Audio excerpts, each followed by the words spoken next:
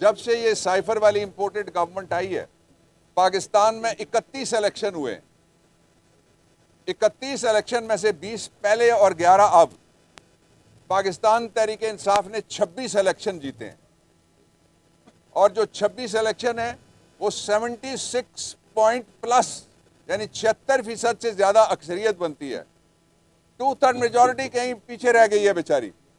اس سے آگے پاکستان کے لوگ نکل کے عمران خان کے ساتھ کھڑے ہیں. اس لیے یہ جو گرفتاری تھی اس کا بھی ایک مقصد تھا. آج میں پوچھنا چاہتا ہوں ان لوگوں سے جو ایجنڈا چلاتے تھے کہ نااہلی کہاں گئی نااہلی, جو چلاتے تھے -1 کہاں گیا -1, جو چلاتے تھے فارن فنڈنگ کہاں گئی فارن فنڈنگ, جو چلاتے تھے آئی کے لیکس کہاں گیا آئی کے لیکس. لوگوں نے سب مسترد کر دیا اوپر نیچے رکھ کے. اس لیے جو آج اچھی دوسری بات یہ ہوئی ہے کہ جج صاحب نے آج ان کو کہا ہے کہ آپ کو اتنا لمبا ٹائم ملا, آپ نے کیا کیا. اور وہ ہر روز کہتے ہیں کہ ایک ٹیلی فون ہے جس کو ہم ڈھونڈ رہے ہیں. ٹیلی فون نہیں ڈھونڈ رہے, وہ ایک مسعود محمود ڈھونڈ رہے تھے جو وعدہ معاف گواہ بنے. انشاءاللہ العزیز ان صفوں میں کوئی مسعود محمود نہیں ہے جس کو وہ پکڑیں گے تو وعدہ معاف گواہ بن کے وہ اپنے وزیر اعظم کے خلاف شہادت دے گا. تیسری بات بڑی امپورٹنٹ ہے, فوری الیکشن چاہیے. آپ نے دیکھا امریکہ کا صدر کیا کہہ رہا ہے. میں آپ کو بتانا چاہتا ہوں, وہ بھی غور سے پڑھیں کہ ایک انڈین لیجسلیٹر نے ایک گورے لیجسلیٹر کے ساتھ مل کے سانحہ مشرقی پاکستان کو جینوسائیڈ قرار دلوانے کے لیے امریکہ میں ایک لیجسلیشن فائل کی گئی ہے. اس کی کوشش ہو رہی ہے. پاکستان پہ چاروں طرف سے حملے ہو رہے ہیں اور ایک ایسا ٹولہ جو برسر اقتدار ہے جس میں سے ایک منسٹر جس کا متعلقہ محکمہ تھا وہ 6 سے 7 دن تک امریکہ میں رہا. ایک اور منی لانڈرنگ کا بادشاہ وہ امریکہ میں ابھی بھی بیٹھا ہوا ہے.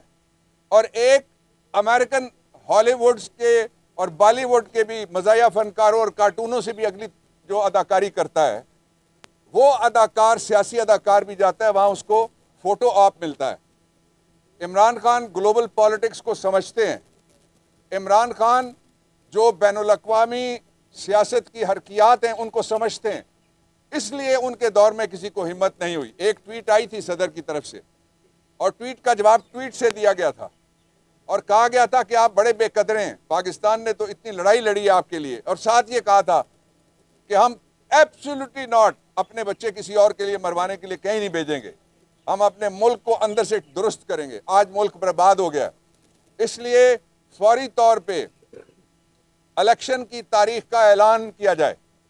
اگر الیکشن کی تاریخ نہیں ہوتی تو پرائم منسٹر عمران خان, یہ امپورٹڈ ہے, امپورٹ پہ پابندی ہے اس لیے ہم اس کو پرائم منسٹر مانتے ہی نہیں ہیں. پرائم منسٹر عمران خان پھر ایک پاکستان کی تاریخ سب سے بڑے لانگ مارچ, جس طرح لانگ مارچ ٹو فریڈم تھا نیلسن منڈیلا والا,